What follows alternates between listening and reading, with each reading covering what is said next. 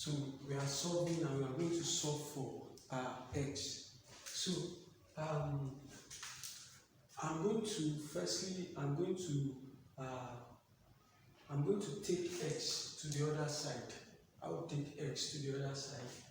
I will have 2 root 3x plus 4 equals to 36 minus x. 36 minus x. So because I'm taking it, so the sign will change. Then after that, to get rid of this x, this square root, I will have to square both sides. Square both sides. Because the opposite of square root is square, so I will square both sides. When I square this, I will have 2 root of 3x plus 4 all squared equals to 36 minus x all squared. Now, when I square this should become 4 because it's outside of the square root, while this will remain 3x plus 4. 2 times 2, 4. Then when I square this, the square cancels the square root, so it remains this way. Then equals to this will be 36 minus x. 36 minus x. I'm squaring them. Alright, so I will open this up. I will have 12x plus 16.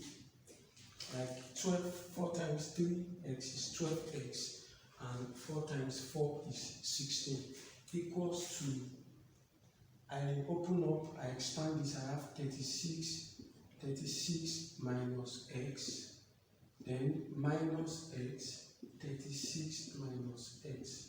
So that means let me focus on this right hand side first. I will have 36 times 36. I use a calculator. 36 times 36.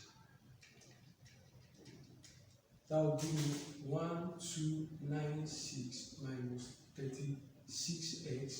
This times this, then minus 36x, then plus x squared. So that's it. Then I have 1296 minus 72x plus x squared. So that's for the right hand side. So I can bring this in now. I have 12x plus 16. So then I find a way to balance it on both sides because I have x here, I have x here. So I would like to take all this to the other side. So I don't want anything here. That means nothing will be here. That's 0 equals to 1296 minus 16. This is coming in now. Minus 72x. Now this comes in positive, so it turns negative here, plus x squared. So I have 0 equals to 1296 minus 16. 1296 minus 16 will give me 1280. This minus this, then this minus this, minus 72 minus 12 will give me minus 84x. Minus 84x plus x squared.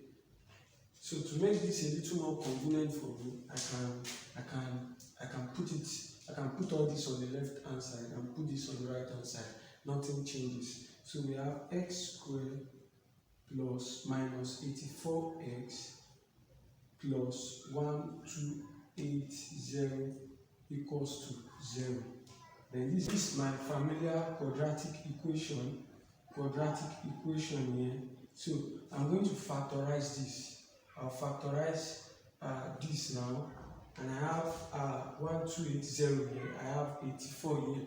So I'm going to factorize. I'm going to look for what I multiply, 2 numbers I multiply together that will give me 1280, and when I add together I have 84.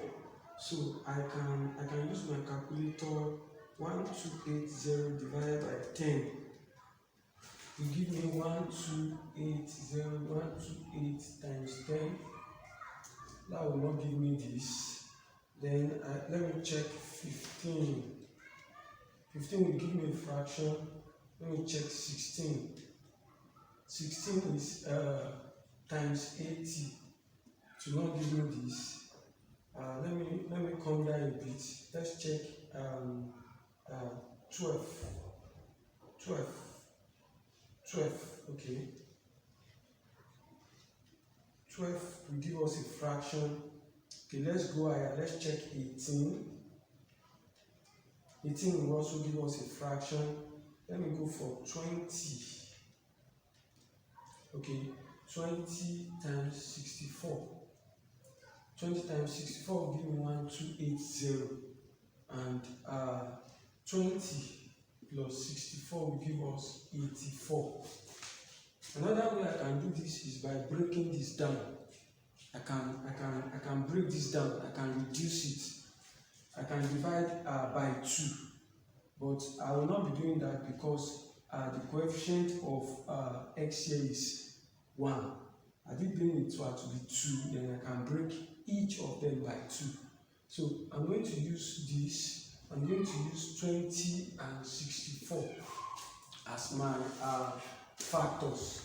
Okay, so I have here now x squared minus 20x, because minus 20 minus 64 will give me minus 84, and minus 20 times minus 64 will give me plus 1280.